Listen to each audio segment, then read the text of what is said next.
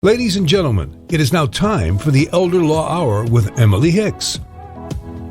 You're listening to the Elder Law Hour. This is Emily Hicks with Emily Hicks Law, and today we are going to talk about real estate investing as a retirement tool.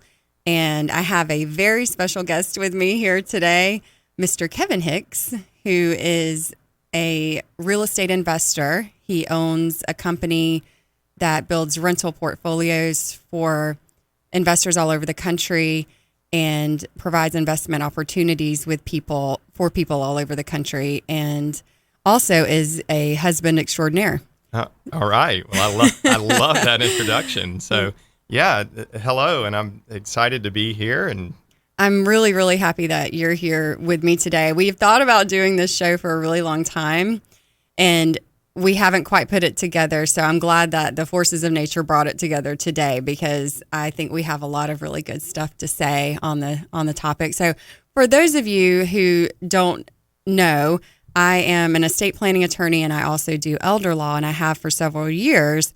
But for 10 to 15 years prior to that, I was in real estate law. So I have a lot of experience with real estate. Obviously, our family is a big, we're real estate people. So we're going to have a lot to talk about today, and I think it's going to be fun. Yeah, and obviously that background really helps in what you do today, because there are a lot of people that have real estate and need to retitle it. So I think it all goes hand in hand with what you do now. It's been a really good transition for me, because, I felt just personally and professionally like I had not hit a wall, but had really done everything I wanted to do and with the practice. And so transitioning into what I'm doing now has been a lot more fulfilling, as far as just, for a personal and professional mission. I really enjoy helping families, and that's really essentially what you're doing too, right? You're helping people build portfolios, build retirement. It is. So it is similar, because you transitioned out of, real estate law, who you could say you weren't very appreciated sometimes by lenders and buyers and sellers, because you're just the title company, and sometimes you don't have a lot of control, and the lenders love to place blame on somebody else besides themselves. You kind of get kicked a lot in that. Yeah. And now you're in a field where what you're doing, you're providing such value that people really appreciate it. And I think that's what I do now. Is we've been able to build quite a rental portfolio and build a life for ourselves that I'm proud of. Yeah. And what I get a lot of satisfaction out of now is helping others do that. Right, because you're such a really big part of the kids' lives. And I think that I would be remiss in not mentioning, with real estate, there does tend to be a certain amount of freedom in that, as far as like your time, because you do it full time, this is your profession. So, that lends itself to a lot of time, and you're able to go to soccer games. You're able to spend a lot of time with family, and that's a really awesome benefit, because that's one thing that you can't get back, right? No, you can't. There's a lot of times when I'm at soccer games, I coach our girls. Yep. I'll come for better or for worse. Yeah, sometimes that's good or bad, but it's fun. I enjoy it, and all the girls. When I'm at the soccer field, I have past, players coming up to me that I can't remember who they are, but they remember me. Yeah, and that's such a special feeling. So it is something that I have such gratitude every day that I do. But I also feel like I have so much experience and things to give back now. It's been 18 years since I left corporate America. Right. That I've been doing real estate full time. Doesn't feel like I'm old enough to have done it for 18 years. We are not old enough, so I don't know what you're talking about, but just kidding. Yeah. So let's talk about real estate investing. There's obviously a lot of different ways you can get into it. There's residential, there's commercial, Airbnb is like a really, flashy new thing nowadays, but the bread and butter that you're talking about really is just rental properties, right? Yeah, I think today we'll keep it just residential real estate because that's 90% of what we own. We do own a self-storage complex, and the Airbnb, the short-term rentals is a very hot topic. I get asked about it a lot, but it's not something that I want to dive. It's really a different animal, isn't it? A completely different animal. It's got different. There's no comparing it really to what we do. Yeah. So I don't really want to get into that too much and really just focus on residential real estate. So that's 4 units or less. Yeah. Because even when you get into commercial, it's kind of a different animal as well. Right. So let's, I don't want to pit real estate versus like the stock market, so to speak, but let's kind of do that. Okay. Let's say, I would love to talk about, the benefits of real estate, just in general. I know there's a lot of advantages, and you're a lot better at really fleshing those out than I am. I know of them, but can you just explain, what are the advantages? So I think for me to really start talking about that, I need to tell the story of when I left corporate America, what happened kind of right before I left corporate America. It was I left March of 2005, so this would have been like 2003. I can't remember the exact year, but everyone could look it up. But I worked at Tyco Security. It was ADT's National Marketing Center, and Tyco owned ADT. So right. I worked at their National Marketing Center and had kind of worked my way up the corporate ladder, and I was the corporate sales trainer. And I had been there 5 years when I left, so this would have been 3 or 4 years I had been there. And I was like the perfect employee I was doing everything they told me to do. I was young, right? I had just graduated college. I was doing everything they told me to do. Your parents were super happy about that. They were super happy. My parents were, they were elated that I was in a Fortune 500 company.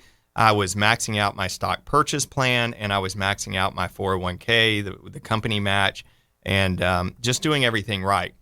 And the big Enron scandal came about, and all of us can remember that. Everyone will remember that. Yeah, that are old enough. And while that didn't directly affect Tyco, it did send alarm bells to all investors. And what happened is Tyco at the time was in a heavy acquisition period. Like we were buying up all the smaller security companies around, and we were in such a heavy acquisition phase that they started really looking into Tyco. Mm-hmm. And what they found is our CEO had thrown some lavish parties, and he had spent some company dollars, and then he might have bought an expensive painting on the company dollar. So he had done some things that he shouldn't have done. Right. And so what that did is when all that news broke, everyone bailed because of what happened to Enron. It went to zero, and investors lost all their money.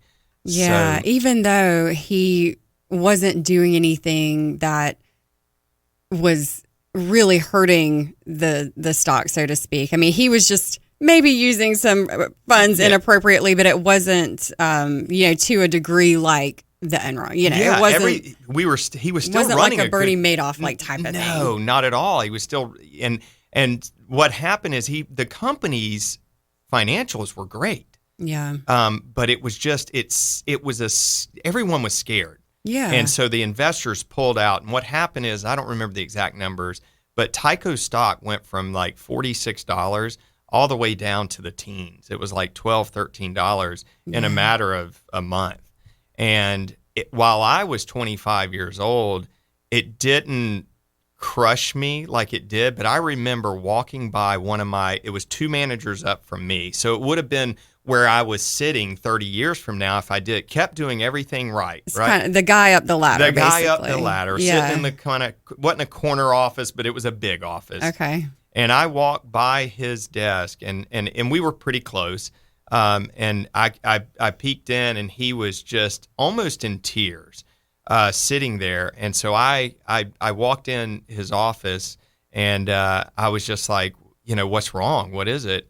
And he just looked at me, and he was about to retire. I don't remember the exact age, but he was within a couple of years of like retiring. early 60s, something like that. And he looked at me and he said, "Kevin, I'll never be able to retire now." Oh, and that's such a gut punch. At 20, at my young 20s, I'm looking at somebody that this is the track I'm on, right? Right. If I That's do the guy you right, want to be, right? Yeah, it's the guy I want to be. And this guy's almost in tears over something he had zero control over. Right. And over something that really our company was good. So it sent me into this place of, gosh, is this really what I want to do? Everybody told me this is what I want to do. My parents are happy, and everybody seems to go, man, you're doing great, Kevin. This is what you're supposed to do, right? Yeah, I'm doing everything I'm supposed to, but I'm looking at the guy way ahead of me, and he's almost in tears. So all of a sudden I went, wow, I want to be in control here a little more. Yeah. And I'd always had an interest in real estate. I actually graduated with a finance degree, but there was a specialty that you could do, and my specialty was real estate. So it was a real estate kind of background finance degree. So I was always interested in it. My dad was a general contractor growing up. Yeah. I was always kind of around it. And so I started going heavily trying to learn more about real estate, going to conferences, right, and spending money on conferences, just trying to learn how to do it. That's how you had to start your education somewhere. I mean, there's no college for real estate investing, right? There's not. Yeah. You know my start, but I joke. My start was I taught at ADT. I was teaching in a class, and one of the guys there, his mom was the biggest, REO broker in town. And for those of you who don't know what an REO broker is, it's someone who lists bank foreclosures for the banks. Right. So she was a broker that had relationships with, well, not the banks directly, but with the servicers, right? Yeah, so, and banks. I mean, banks, yeah. And back then, this is before anybody knew what a short sale was. Yeah, because what year was this? Was like 2003 and 2004. 4. Yeah. So the market was pretty red hot. It was red hot. So short sale, nobody had heard of the term short sale. Right. But you had started doing, that was one of the things you started doing in the beginning. It was called loss mitigation. So I went to work for her for free because I was like, I've got to learn this market. I'm paying all this money to go to these conferences. People are talking like all kinds of great stuff, but it's not really sinking into me. Yeah. So I went to like work hands-on, right? Yeah, hands-on. Let me figure this out. So I offered my services for free, and she reluctantly said yes. She did. I had to get her assistant. Her assistant's the one because she was too busy, right? She didn't have time for me. I didn't know anything. I brought no value to her. All I was doing is like, you could just bring coffee or something. Yeah, I was just taking up time, like go staple some papers, and that wasn't teaching me anything. I wanted to get in there and learn it. So her assistant kind of helped me, and within 6 months of doing this, I kind of started to provide some value to her, and lo and behold, meeting people, right? I was meeting other investors. I was seeing what they did. I was just a sponge, just like soaking it all in while I was still at my other job, my corporate job. And so, within probably a year, I was able to buy an investment property, and we did really well on that investment property. I sold it and made more than I would make in a year at my corporate job. And that gave me the courage to leave my corporate job and that was it. And never look back. And I joke that, when the crash happened in 2007, 2008, I would have begged to have my corporate job back. Because, maybe for a short time. Yeah. But, it's funny because we just I always had to transition what I was doing, right? We went from just flipping houses to all of a sudden I kind of knew the loss mitigation short sale side. So we became kind of that. That's how we provided value to people, is we started helping people out of bad situations and negotiate their short sales. Right. So that initial experience actually helped you get through the downturn in the market. And I think that's, what's interesting about the real estate market is there's always opportunity, no matter if it's a quote up market or down market. There's always opportunity for building wealth. I mean, it feels like feast or famine a lot of times, maybe if you're an agent, but if you're an investor and you see a down market, I mean, that's really, I mean, I know a lot of investors that get really excited. You know, they think, oh, this is opportunities, you know, here. Yeah. So I know that you were able to build portfolios. So, so let's talk about that, you know, maybe a little bit, or let's continue to talk about, you know, just some more benefits. Gosh, I really didn't go into benefit. I'm sorry. No, you're gonna have to keep me on track I'm here. going to come back to it because I want to talk about. So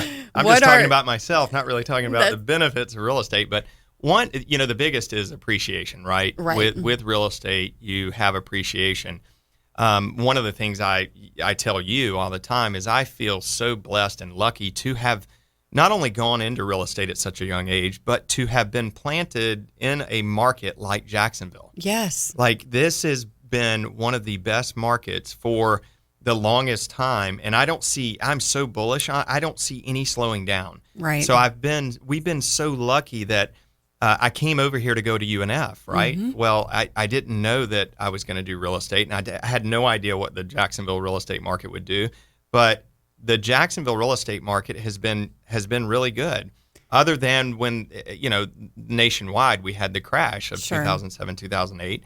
And we can get into why that is. I think everyone should go watch The Big Short if they haven't. That tells you kind of what happened. Well, I think, you know, I do think maybe it's a good thing to just say, you know, why you don't think that's happening right now or going to happen in the near future. Because, I mean, a lot of people remember that. I mean, we remember it quite well. It was difficult, but it was a different scenario, right? It was. Anybody that could fog a mirror could get a loan. So and that's the truth. I mean, it is the truth. Literally, the way this worked. We saw it. Yes. I saw it. I was selling properties to people that literally would meet with their lenders, and I don't know how much of this I should say on the radio actually, but they would meet with their lenders. And who their will lenders, remain nameless. Yeah, their lenders would say, okay, you need to tell me you make X amount of dollars to get this loan. Right. So how much do you make? So they would say X amount of dollars. And they would say, great, you're good, you're approved. Oh, your credit, you don't have credit? Oh, that's okay too.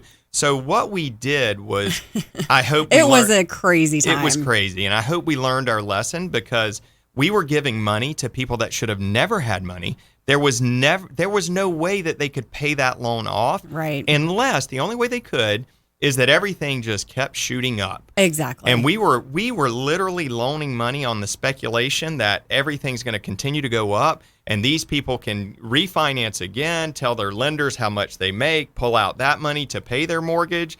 Eventually that's all going to come crashing down. Which it did. And it did. And it crashed hard. And so right now, anyone that's gotten a loan recently knows that it's not like that. No. You have to qualify. They're looking at tax returns. You actually have to have decent credit. You know, you don't have to have 740 and above, but you have to have a 640. Right. You know, whereas before a 550 would work. Yeah. So that is different. And I think the one thing I've always said, where real estate, it's a supply and demand, right? Prices of real estate is always, prices of anything are based on supply and demand. That's kind of basic economics. Yeah. But so if there's always population growth, right, there's usually going to always be demand. And then the other thing that we've got going on in Jacksonville and across the country right now that people have probably heard is there's a lack of supply. Yes. So builders got crushed in the crash. So they have been very slow to kind of catch up with all this demand that we've seen. Yeah. And I read an article recently talking about, you know, the builders really need to start building more. Yes. And I thought, well, that's funny because, you know, before it was quite the opposite. So we really can't keep up with the demand right now. And that is driving prices up. Correct? It is. And so I look at things all the time because there's, you know, I learned a lot through that crash. And I think it's one of those things where you always learn a lot more when it's painful. Yeah. When everything's good, and I've been investing so long, like people that got into this market 2010 or later, that now everyone's a real estate investor. Right. Everyone is teaching other people how to invest.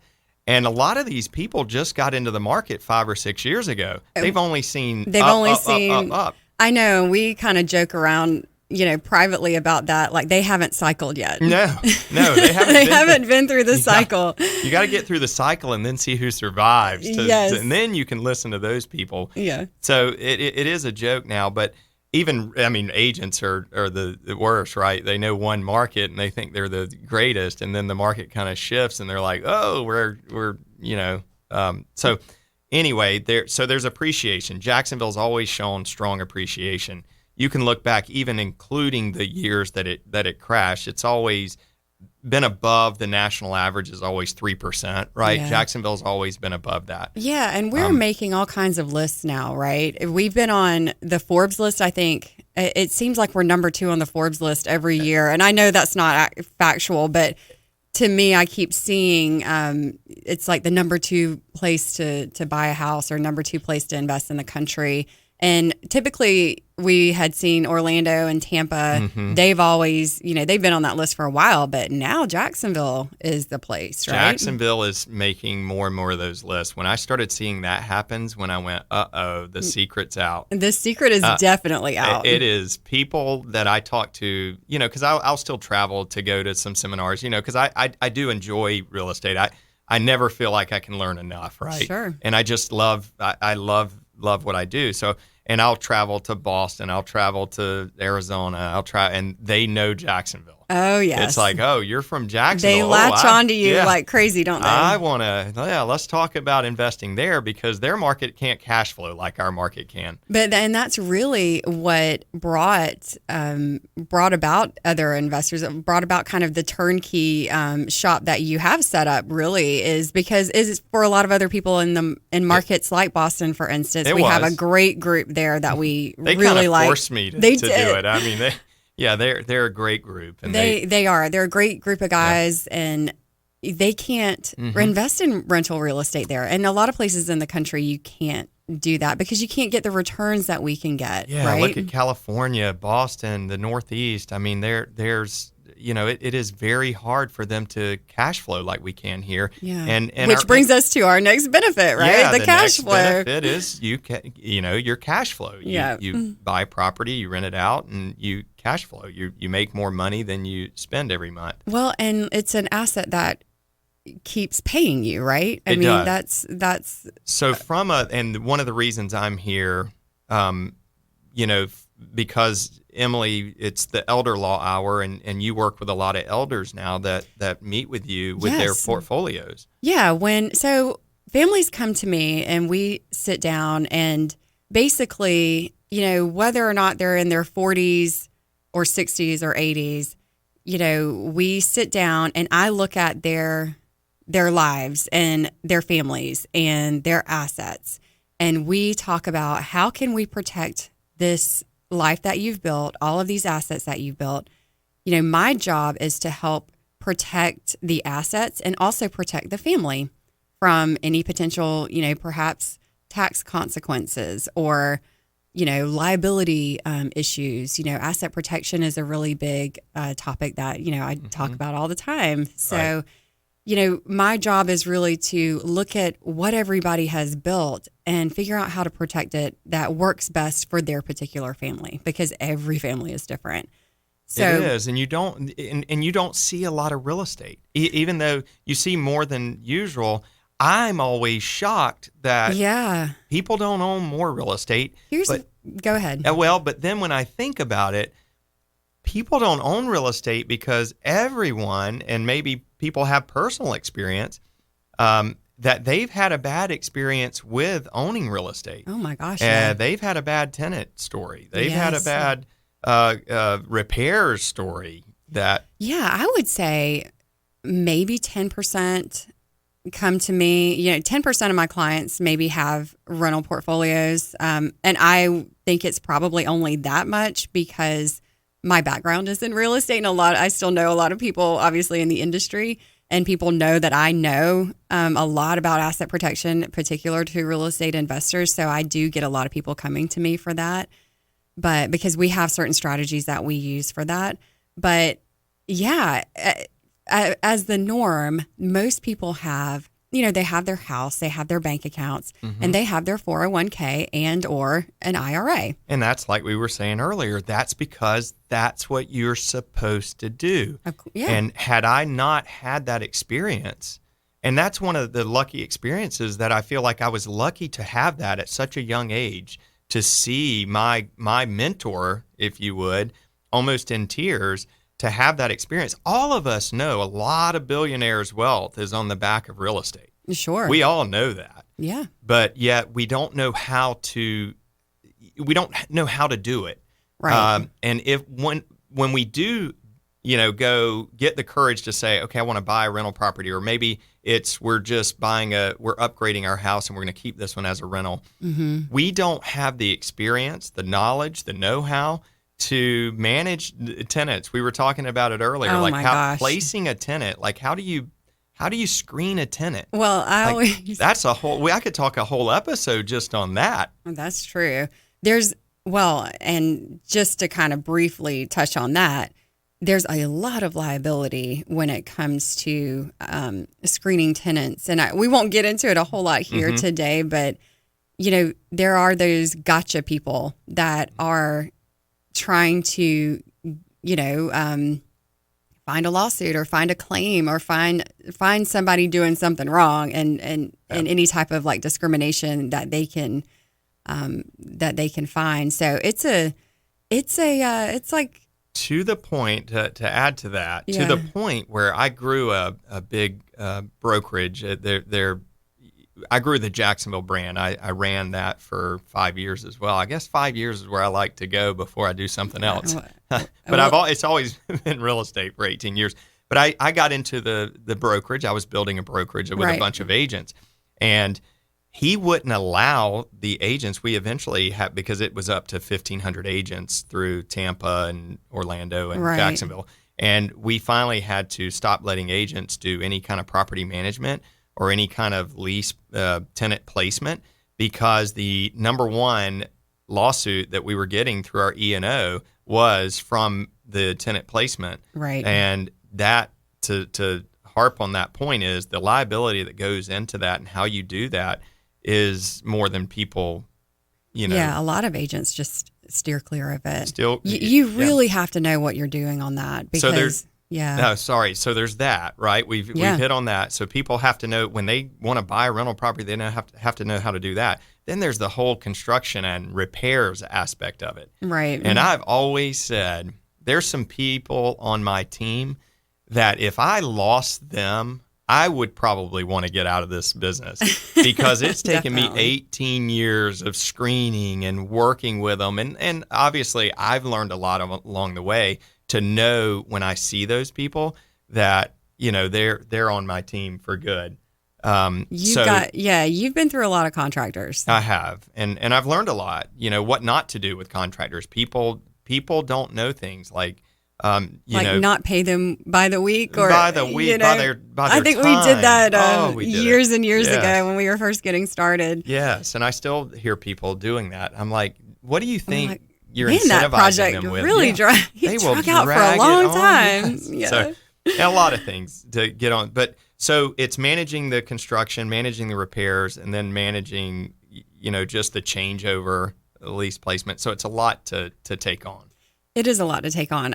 It's funny because my parents had, when I was growing up, they had a couple of rental properties, and one of which was the house that we lived in and then, just kept. And when my dad built our new house, and they just could not talk bad enough about owning rental properties. And they were probably the worst landlords I've ever seen, because they never collected rent. They always fell for the sob story. At least my mom did. Yeah, most people are. Always fell for the sob story. We don't have the experience.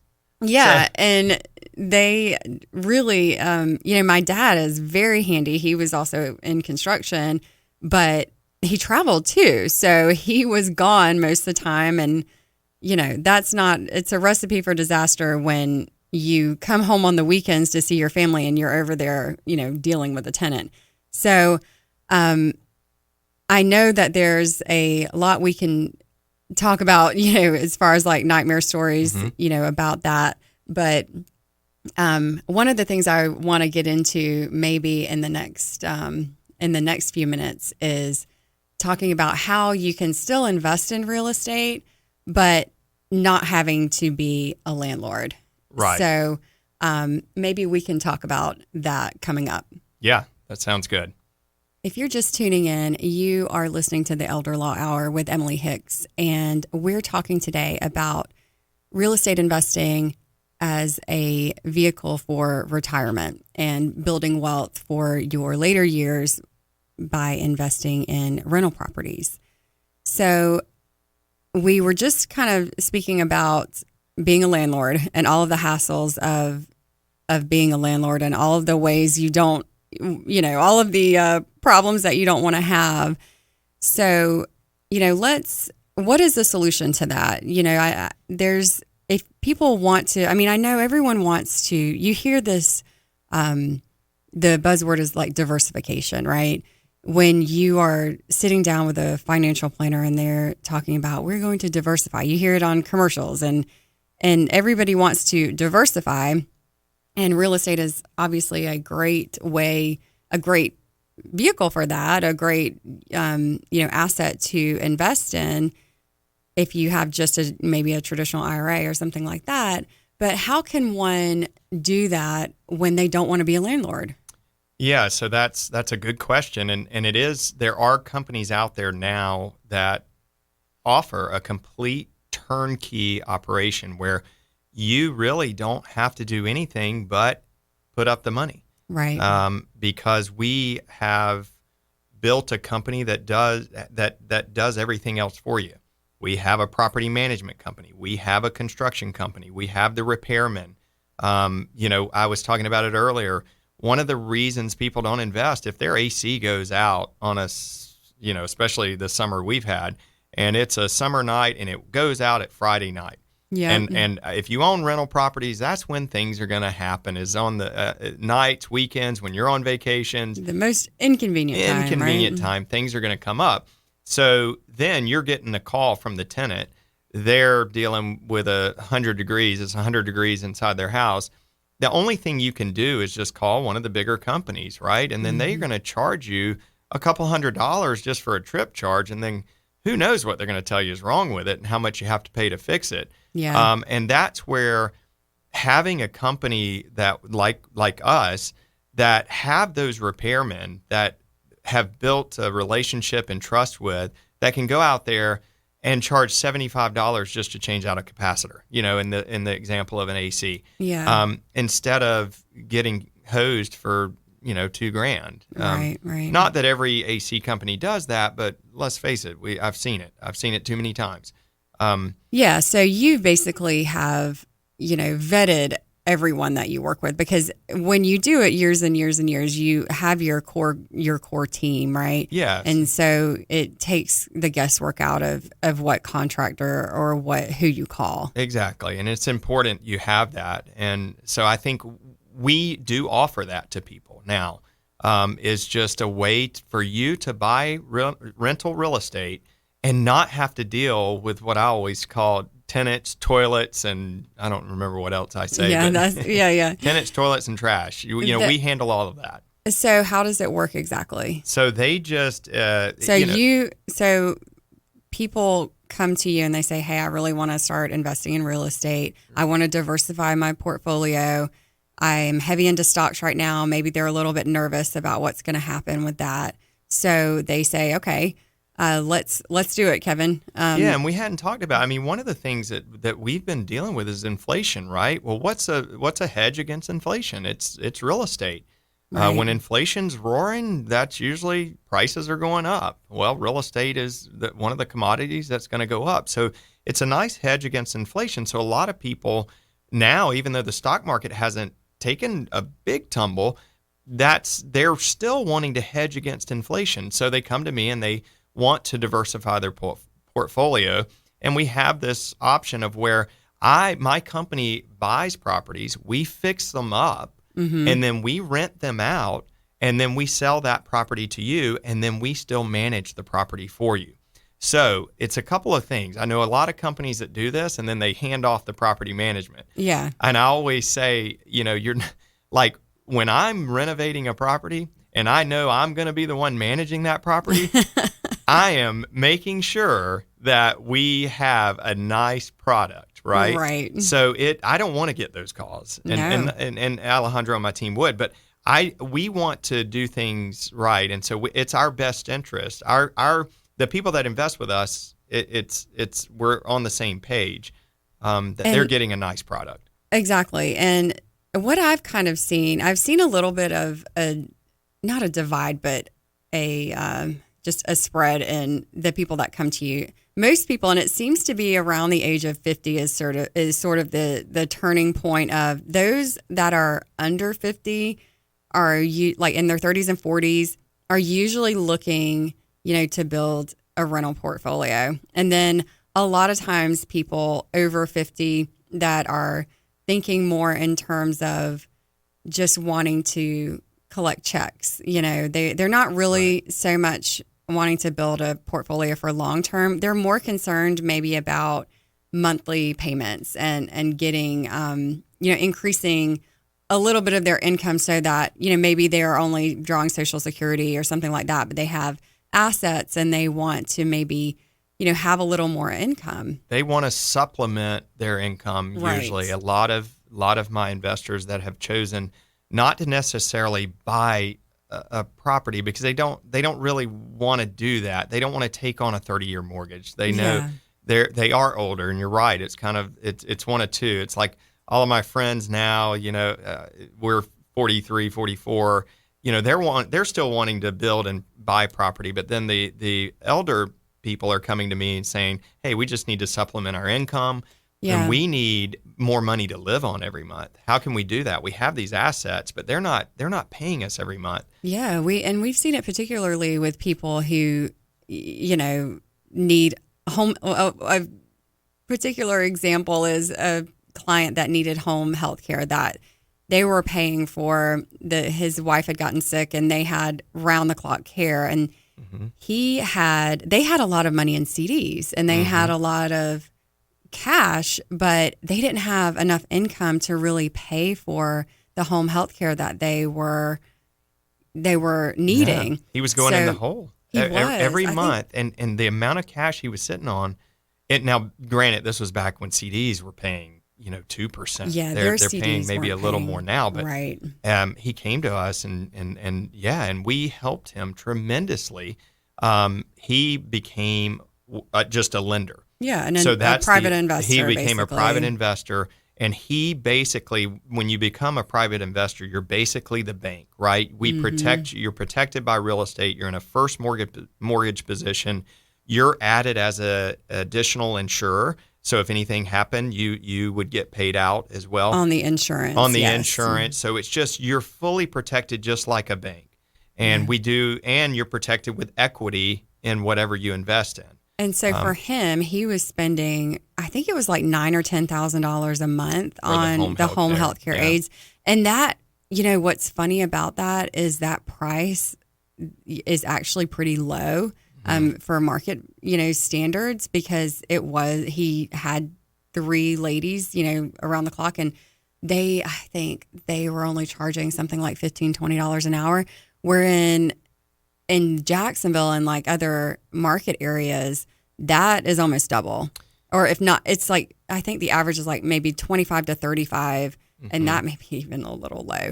So, that easily could have been $20,000 a month. Yeah, and what the saddest part about it is he was just having to pull the money out of the investment he had, which was mostly CDs, and he was eating in his principal, and that worried him. Yes. Because then you're playing the game of don't outlive your money. Right. Because it's going down, it's decreasing every month, which is another huge benefit of real estate, right?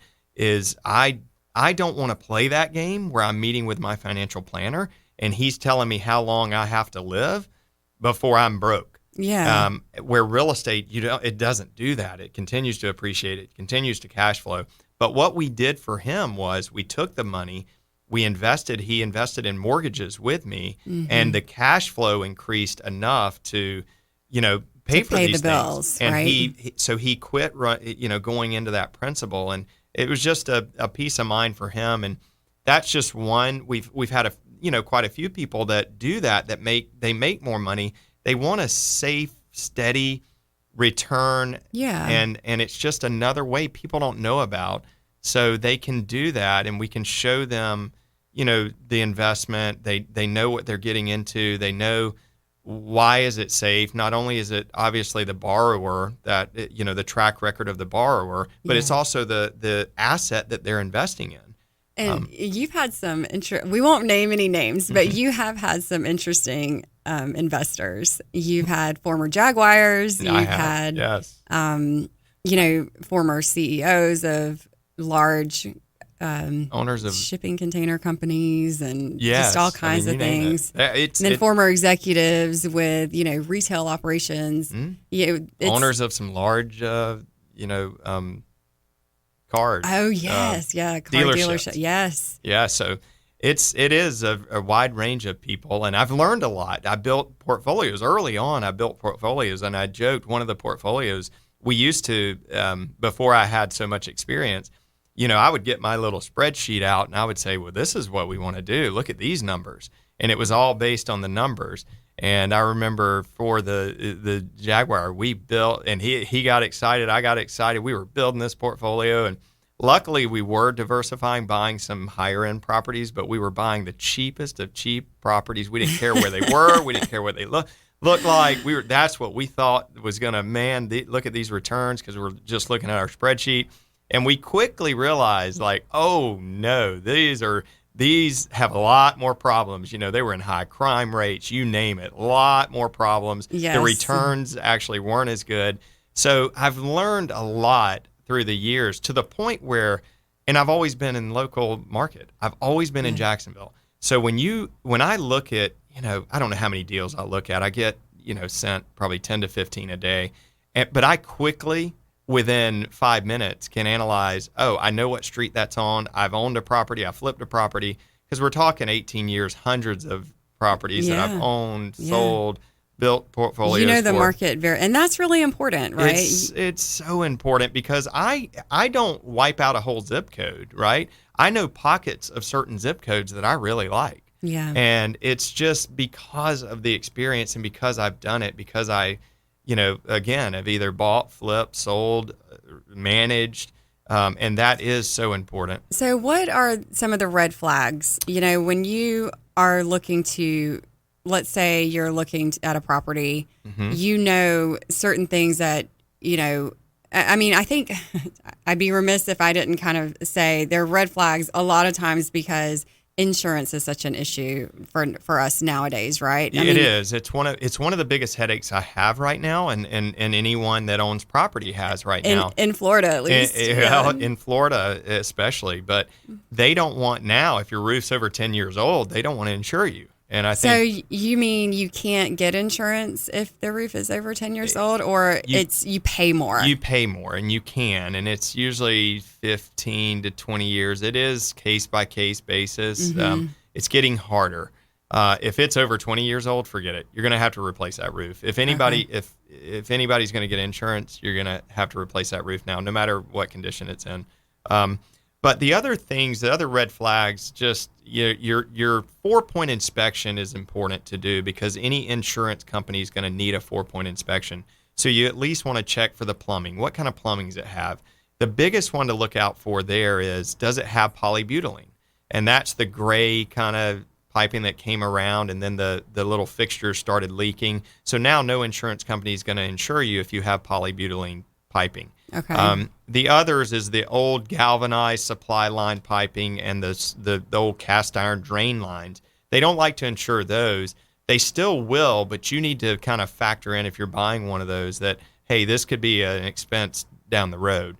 So you just need to know what you're getting into. Plumbing red flags. Yeah, and when you're looking at the 4 points, it's electrical, plumbing, your hot water heater, your AC, your roof. Okay. Those are the things they're going to look at. So you just kind of quickly, look at those and see if you're going to have any red flags with insurance.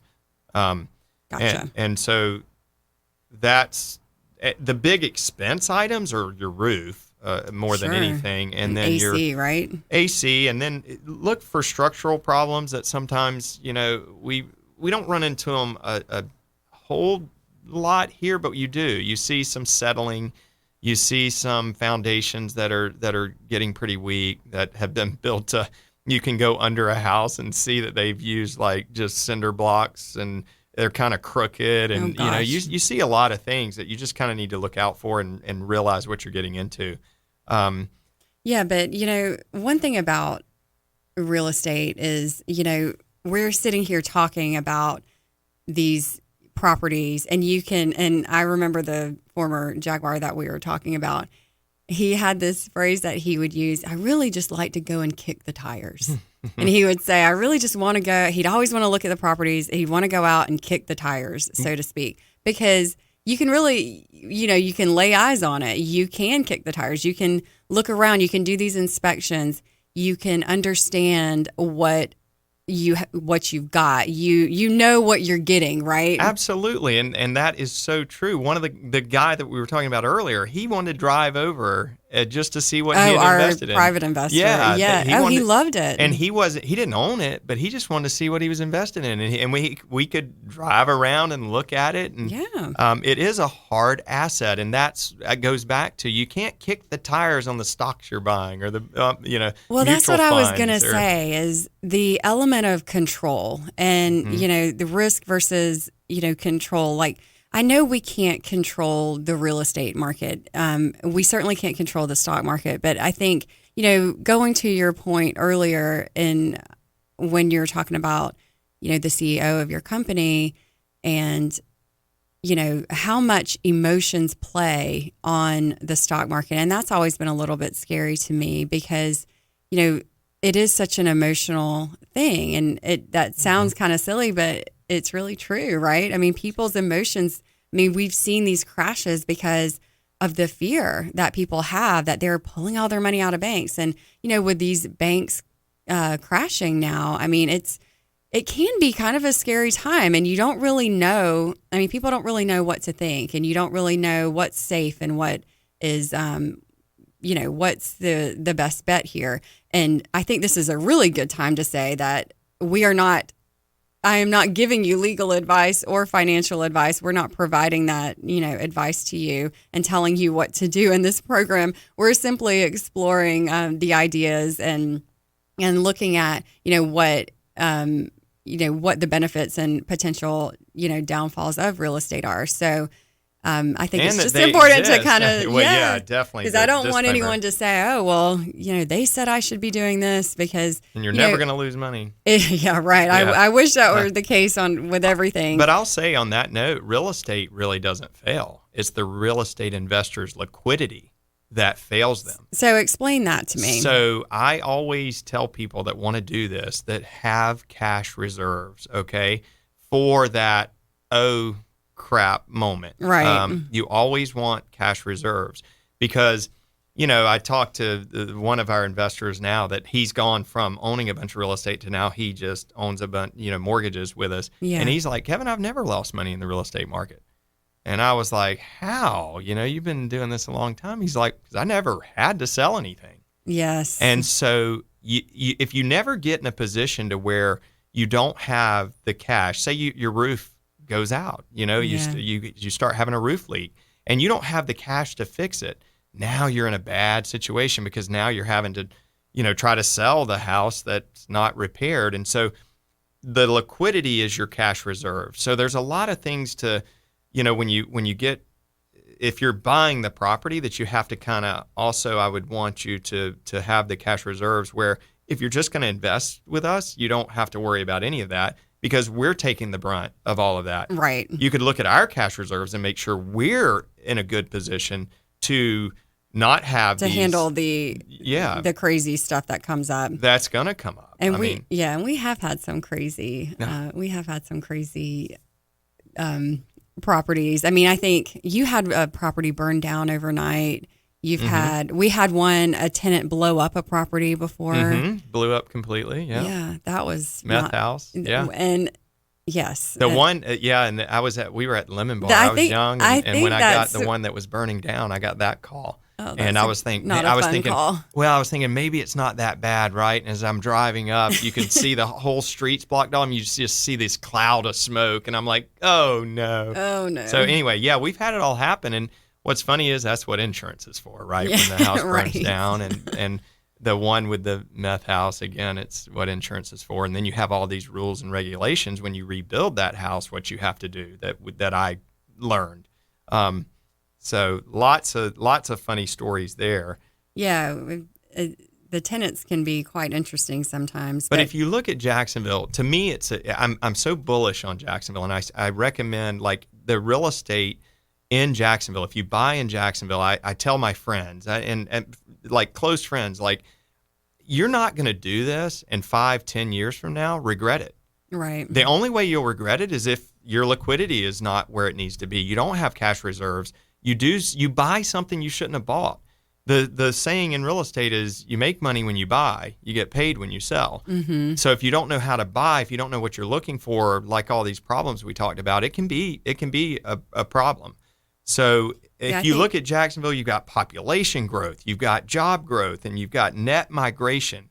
There are more and more people moving here than there are moving out of here. Right. And so this creates a need for housing. It's a great place to live. And, I think for a lot of my clients, to the medical industry here has just gone, I won't say like gone wild, but it just seems to be a wonderful place for healthcare. And isn't that one of the biggest sectors of growth?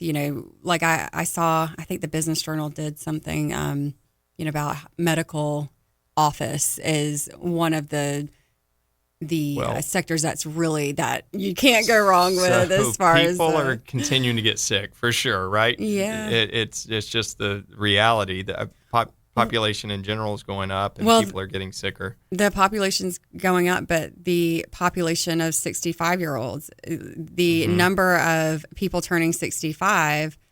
I mention it all the time. It's the silver tsunami. There are more people turning 65, and more people are aging. More people are living longer. Yeah. So there's so much more to plan for nowadays. I mean, not only are we seeing people live longer, we're just seeing different challenges. We're seeing more cognitive diseases, more challenges. And I kind of wanted to also just mention, with rental real estate, we talked last week about long-term care, and we talked specifically about Medicaid. And I just like barely mentioned that rental real estate is an exception for assets on a Medicaid application. So I wanted to kind of follow up on that, because I know we've talked about that a lot. Yeah, that allows them to still qualify. So it's like some of those assets, like if you just have that money sitting in a bank account. Yeah, you can't qualify. You don't qualify for Medicaid, that could be hundreds of thousands of dollars. Oh my gosh, can I just say? And it's crazy to me that you were the one that told me this. You can buy rental real estate with the money sitting in your account, and that doesn't qualify. So it doesn't count against you. It doesn't count against you. So you could still, saying that qualify, wrong. Yeah, right? you would get the Don't Medicaid. take legal advice from Kevin. Don't listen to me on legal side of anything. But it is one of the exceptions, and it's really important to note. And a lot of people use this exception with Medicaid planning is the rental real estate. So what you can do basically, let's say you have a couple $100,000 in the bank, and you don't really want to employ any of the other methods. There's good and bad to everything, right? So one of the things you can do is buy a rental property with that money. And that rental property is not, quote, a countable asset, because when you're qualifying for Medicaid, you have countable assets and non-countable assets. Well, any money in a bank account is going to count against you, so to speak. It's not, but it's going to count as an asset. But you can then take that money, put it into rental real estate, and it doesn't count against you. Now, having said that, you will have the income coming in. So there is an income cap, and the income cap right now for 2023 is $2,743 per month. So that may present an issue, but there's always, of course, a way to work around that as well. Or, just legal and ethical ways to employ the money in such a way that, perhaps the income, we can mitigate that as much as possible and in an ethical and legal way. But a lot of that's times where planning comes into it's play. huge. I mean, them sitting down with somebody like you that knows all of this. Like I didn't know any of this, and I think it was so eye-opening to me. Yeah, because we're looking at it even with your parents, right? Yeah. They're getting to the point where they're needing help and they're needing care. And so we need to plan, because one thing you don't want to do is get in a situation where you have to pay tens of thousands of dollars for this long-term care, where you could have just done some things to get that paid for. I know. People don't know where to begin. And the system is so complicated. It is. I'm really in a good mood today because I just got 2 approvals yesterday for a couple of Medicaid clients that I have. So I'm really, really thrilled about that, because that's saving them just hundreds of thousands. Well, it depends on how long they live, right? But it could save them $200,000, hundreds of thousands of dollars. In the one case we have, it's saving her. The bill is already over $100,000. So we're able to get, we were able to get that approved. And so then it started, from the date of application. So it's saving her over $12,000 a month, which is amazing. Yeah, and these strategies, so I'll just say, that's why people, like I tell people all the time, just talk to Emily, meet with Emily, like especially if they're older. Yeah. It's like meet with her, talk to her, because sometimes you need to do this stuff like in advance. You don't need to wait until you're like, okay, I need the care now. I've got to go to an assisted living. You needed to have done it years in advance. A lot of times. So, yeah, we can, I will say, we can always help. There's always something we can do most of the time. I shouldn't say always, but most of the time there is something that we can do, even if you are in crisis mode. Right. But it's certainly so helpful to have the benefit of time, because we can set you up. And, speaking of being set up, another thing that, we talked a little bit about, but haven't really gotten into is, we talked about building a portfolio as a retirement vehicle for yourself. But, another big goal that a lot of families have, that when I meet with them, is leaving something for the next generation. So I think it's really important to note, I'm thinking of this one particular client. He was very sweet, and he really wanted to set up his daughter to inherit the rental portfolio that he had built. Mm-hmm. And so we talked a lot about that and about how she can inherit his LLC. So just let's touch on that a little bit, because I just wanted to, with the laws changing, with the new legislation a few years ago, if I inherit an IRA, that IRA now has to be paid out within 10 years, right? Mm-hmm. It's not like it was before, where I can inherit an IRA and then it becomes my IRA that I can just keep unless you're a spouse.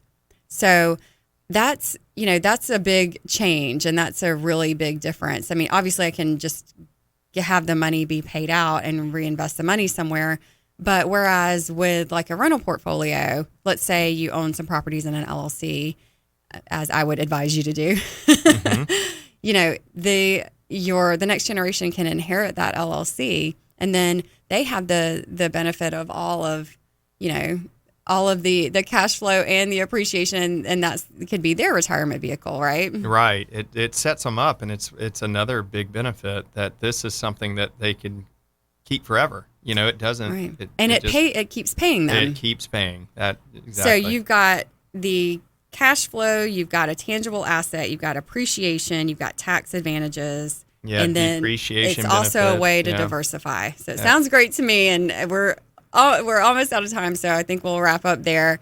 But thank you so much, Kevin, for being on the show today. I think this was really helpful to kind of weigh the pros and cons of real estate investing versus just traditional stock market, portfolio. Yeah. And if people want to know more, how I can put a link on theelderlawhour.com to get in touch with Kevin. Thank you for tuning in to the Elder Law Hour with Emily Hicks. Join us this and every Saturday for the Elder Law Hour with Emily Hicks, right here on WBOB.